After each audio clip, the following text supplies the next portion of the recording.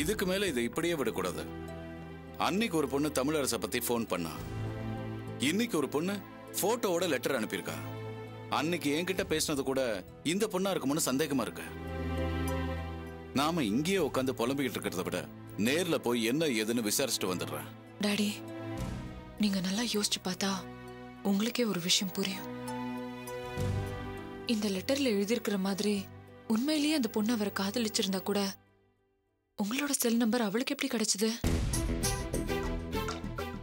நம்ம வீட்டு அட்ரஸ் தெளிவா எழுதி அனுப்பியிருக்கா. நம்மளோட வீட்டு அட்ரஸ் அவளுக்கு எப்படி தெரிஞ்சது? இத வச்சு பார்க்கும்போது அவருக்கே நெருக்கமான, அதே சமயத்துல அவருக்கு இந்த கல்யாணம் நடக்கிறது பிடிக்காத யாரோ ஒருத்தர் தான் இந்த வேலையை பண்ணிருக்காங்க.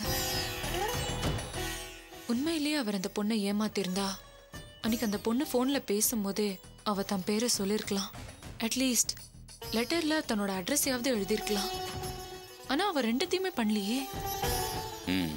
போட்டோ அனுப்புற அளவுக்கு துணிஞ்ச அவ ஏன் டாடி தன்னோட அட்ரஸ் எழுதல? யோசிச்சு பாருங்க. இல்லம்மா, நமக்குள்ளேயே நாம சமாதானம் பேசிக்கிற நேரம் இல்ல அது. என்னால இப்ப எதுவுமே யோசிக்க முடியல. நான் ஏமாந்துட கூடாதுங்கிறதுல உறுதியா இருக்கேன்.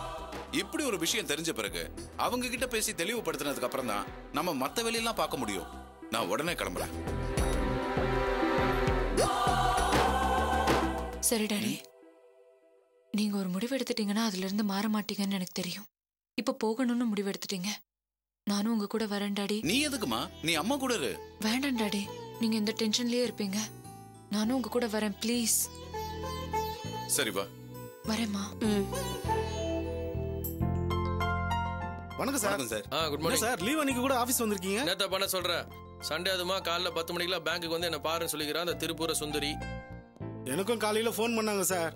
நான் காலையில ஆபீஸ் வந்துருவேன், நீயும் ஆபீஸ் வந்து ஆஃப் டே டியூட்டி பாருன்னு சொன்னாங்க சார். அந்த அம்மாக்கு 2 தடவை டீ காஃபி கொடுக்கறதுக்காக நான் டியூட்டிக்கு வர வேண்டியதா இருக்கு சார்.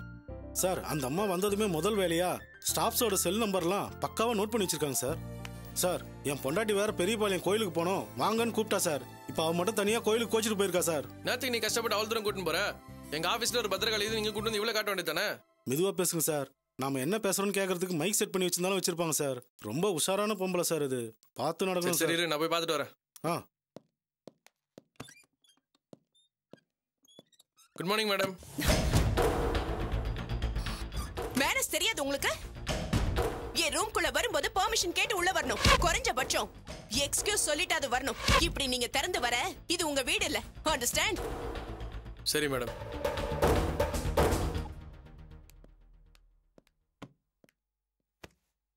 நான் உங்களை உட்கார சொல்லலையே. சாரி மேடம், உங்களுக்கு எதுக்கு சிரமம்னு தான் நான். நீங்க சாங்ஷன் பண்ண லோன் எல்லாம் நான் சாங்ஷன் பண்ண லோன்லாம் மேக்ஸிமம் கலெக்ட் ஆயிடுச்சு மேடம்.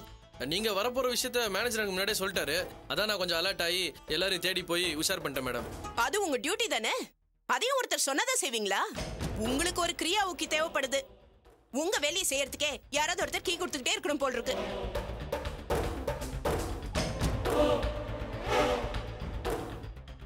இன்னைக்கு பேங்க் லீவ் தானே.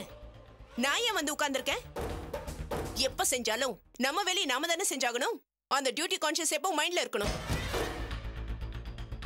சின்ன சின்ன கடனை தான் வசூல் பண்ணிருக்கீங்க, அது போதுமா? முருகேசன் லோன் என்னாச்சு? 28 லட்சம் ரூபாய்க்கு மேல வரணும். அந்த ஆள் கடனை வாங்கி ஒரு டியூ கூட கட்டவே இல்ல.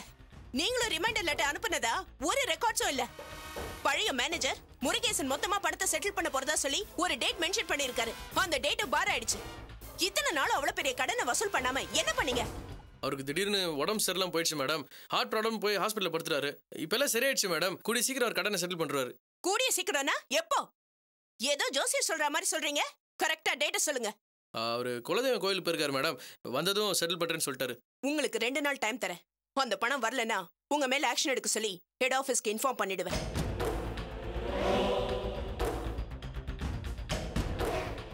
உடனே போய் அந்த பணத்தை வசூல் பண்ற வழியை பாருங்க. 2 நாள் டைம் இருக்கேன்னு உட்கார்ந்துராதீங்க. இப்பவே போய் அவனை பாருங்க. போங்க, போய் அவனை பார்த்துட்டு எனக்கு இன்ஃபார்ம் பண்ணுங்க. சரி மேடம், நான் போய் அவரை பார்த்து கையோட கூப்பிட்டு வரேன். சொல்லாதீங்க, செய்யுங்க. யூ கேன் கோ.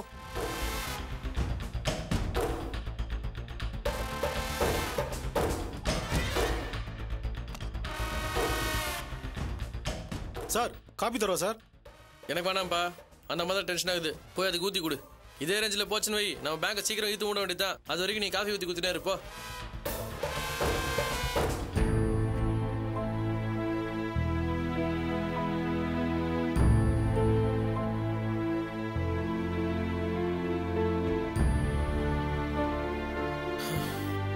இது வேலைக்காவது. வழக்கம் போல நம்பர் மாத்திட்டு இருக்கிறான். அவனை நேராக போய் பிடிச்சாதான் வேலைக்காகும்.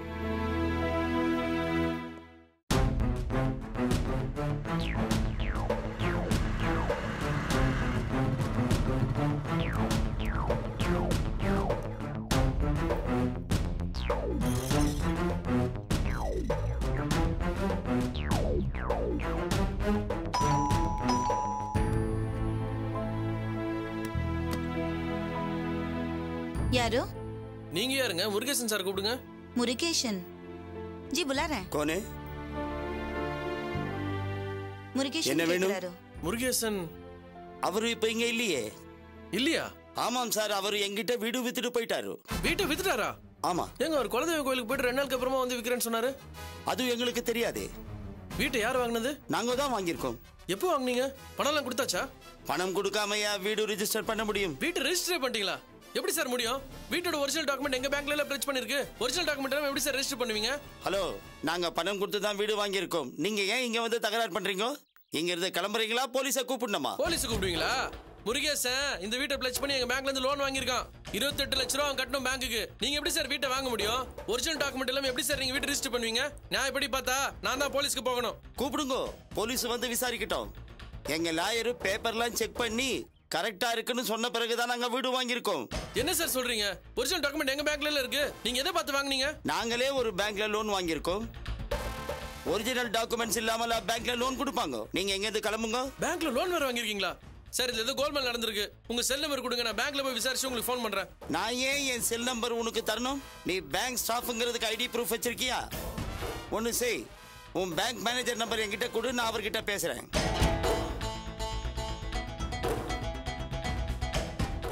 என்னப்பா யோசிக்கிற? உன் பேங்க் மேனேஜர் நம்பர் கொடு. அதெல்லாம் ஒன்றும் வேணாம் சார். நான் முருகேசன் கிட்ட பேசிட்டு அப்புறம் உங்களை வந்து பார்க்குறேன். அந்த சலேஜா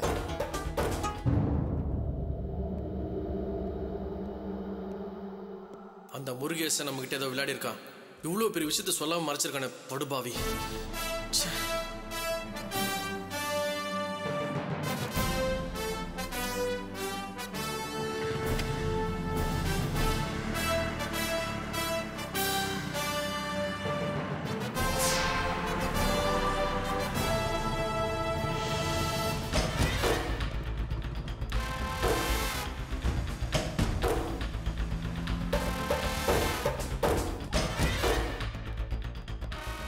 எக்ஸ்கியூஸ் மீ மேடம். சொல்லுங்க சார். முருகேசன் ஒருத்தர் கொஞ்ச நாளைக்கு முன்னாடி ஹார்ட் ப்ராப்ளம்க்கு இங்க அட்மிட் ஆயிருந்தாரு. அவர் மறுபடியும் செக்அப் வந்தாருன்னா கொஞ்சம் பார்த்து சொல்ல முடியுமா? எந்த டேட் தெரியுமா?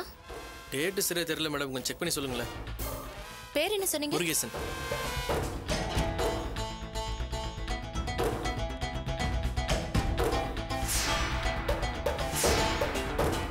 முருகேசன் தானே? அவர் ஹார்ட் ப்ராப்ளத்தால அட்மிட் ஆகலங்க. சும்மா ஜெனரல் செக்அப் பண்ணிட்டு ஒரே நாள்ல டிஸ்சார்ஜ் ஆகி போயிட்டாரு. அப்படியா? அவரு என்ன அட்ரஸ் கொடுத்துருக்காரு கொஞ்சம் பார்த்து சொல்லுங்களேன்.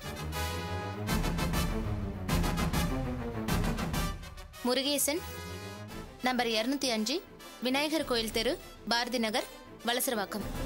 Thanks madam. ஓகேங்க சார். அவன் வீட்டு அட்ரஸ் தான் கொடுத்துருக்கான்.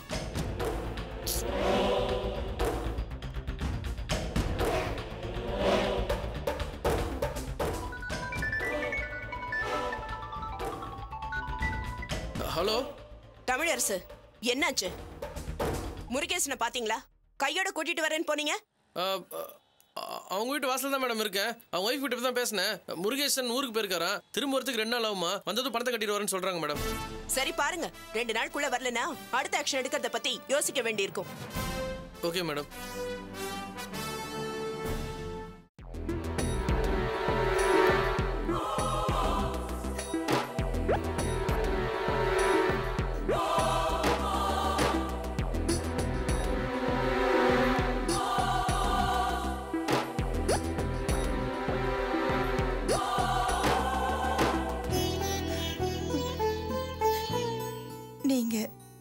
சொல்ற மாதிரி எல்லாம் என் பிள்ளைக்கு எந்த பொண்ணு கூடவும் பழக்கம் இல்லைங்க.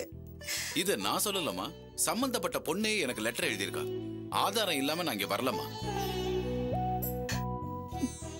தமிழரசு பிடிக்காதவங்க யாரோதான் இப்படி மொட்டை கடிதத்தை எழுதிருக்கணும் சம்பந்தி. நான் இந்த லெட்டரை மட்டும் பார்த்துட்டு உடனே இங்க கிளம்பி வரலமா.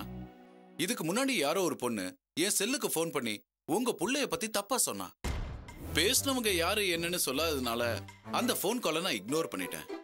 மங்கை கிட்ட மட்டும் விசாரிச்சுட்டு நான் அப்படியே விட்டுட்டேன். ஆனா இப்போ இப்படி ஒரு லெட்டர் வந்ததும் நான் யோசிக்க வேண்டியிருக்கு. தமிழரசு மனசு அளவுல ரொம்ப நல்லவன். எங்க எது பேசணும்னு யோசிக்காம பேசுவான். மத்தபடி அவன் மனசுல எதுவும் இல்லைங்க. இது என் பொண்ணோட கல்யாண விஷயமா. இப்ப கூட உங்க பையன் மேல சந்தேகப்பட்டு நான் இங்க வரல. என் பொண்ணோட சந்தோஷத்துக்கு ஒரு குறையும் வந்துடக்கூடாதுன்னு தான் வந்தேன்.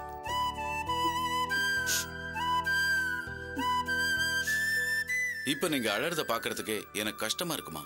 நாளைக்கு என் பொண்ணு இங்க வந்து இதே மாதிரி அழுதுட்டு நிக்க கூடாது பாருங்க. என் பையன் அப்படிப்பட்டவ இல்லைங்க. நான் அவனை அப்படி வளர்க்கல. அப்பா இல்லாத பையனாச்சு, தப்பா வளர்ந்துடக்கூடாதுன்னு நான் அவனை பார்த்து பார்த்து வளர்த்துருக்கேங்க.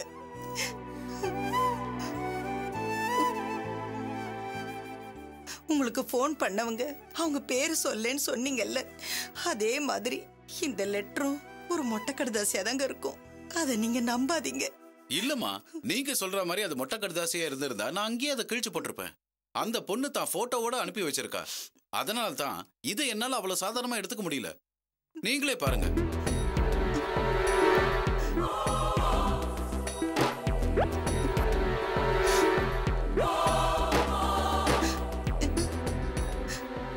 இந்த பொண்ணா லாவண்யா, இத பாரு. இந்த போட்டோ ஸ்டுடியோல இருந்து மாறி வந்துருச்சுங்க. லாவண்யா போட்டோக்கு பதிலா இந்த போட்டோவை தமிழரசு தான் மாத்தி எடுத்துட்டு வந்துட்டான். அதை மறுநாளே திருப்பி கொடுத்துட்டு வந்துட்டாங்க. இந்த போட்டோல இருக்கிற பொண்ணு யாருன்னு எங்களுக்கு தெரியாது.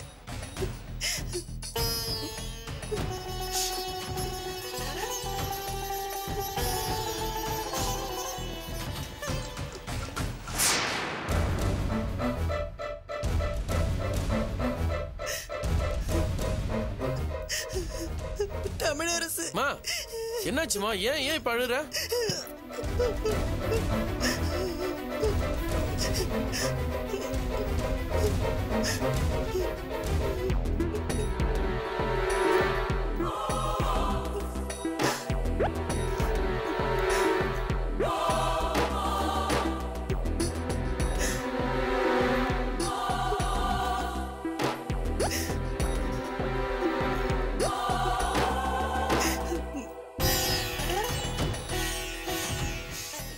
இந்த லெட்டர் படிச்சுட்டு அந்த பொண்ணுக்கும் உனக்கும் ஏதாவது தொடர்பு இருக்குமோன்னு சந்தேகப்பட்டு இங்க வந்திருக்காங்க.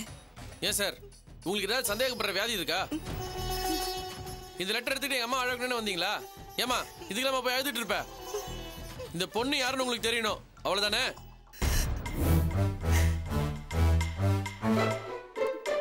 இந்த பொண்ணுக்கும் என் ஃப்ரெண்ட் ஆனந்துக்கும் இன்னும் கொஞ்ச நாள்ல கல்யாணம் நடக்க போகுது.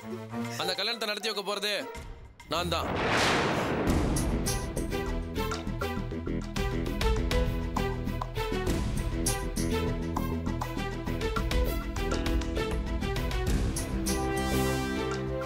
யாரோ என் மேல இருக்கிற காண்டில இந்த போட்டோ லெட்டர் எழுதி அமைச்சிருக்காங்க. இதை நம்பி தான் அப்பன பொண்ணு பெங்களூர்ல இருந்து கிளம்பி வந்தீங்களா?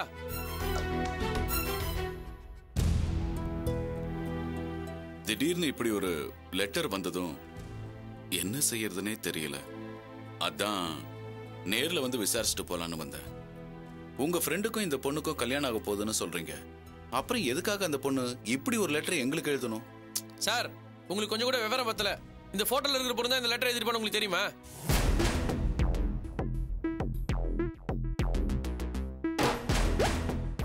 உங்க பொண்ணோட போட்டோ கூட தான் எங்க வீட்டுல இருக்குது. உங்க பொண்ணு எழுதின மாதிரி ஒரு லெட்டர் எழுதி அந்த போட்டோட கூட சேர்த்து அனுப்பிச்சு வைக்கணுமா?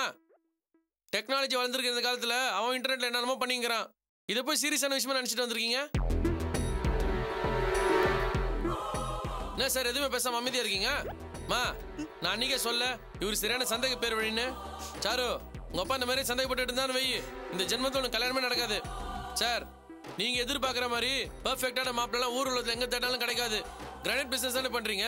நல்ல கிரானைட்ல ஒரு ஆம்பளை சிலையை வடிச்சு உங்க பொண்ணு கல்யாணம் பண்ணி வைங்க. இல்ல கடைசி வரைக்கும் உங்க பொண்ணு கல்யாணமே பண்ணி வைக்காம இருங்க. அதான் உங்க மென்டாலிட்டிக்கு சரியா இருக்கும். இல்ல மாப்பிள்ள, நான் உங்களை சந்தேகப்பட்டு வரல. ஒரு அப்பா ஸ்தானத்துல இருந்து பாக்குற உங்களுக்கு தான் ஏன் ப்ராப்ளம் புரியும்.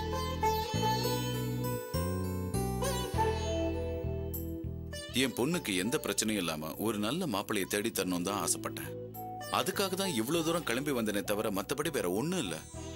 இப்ப நான் ரொம்ப தெளிவாயிட்டேன் மாப்பிள்ள. நீங்க தெளிவாகிறதுக்கு எங்க அம்மா அழணுமா? நான் உயிரோட இருக்கிற வரைக்கும் எங்க அம்மா கண்ணில் ஒரு சொட்டு கண்ணீர் கூட பார்க்க கூட நினைச்சிட்டு இருந்தேன். எங்க அம்மாவே அழ வச்சிட்டீங்களே.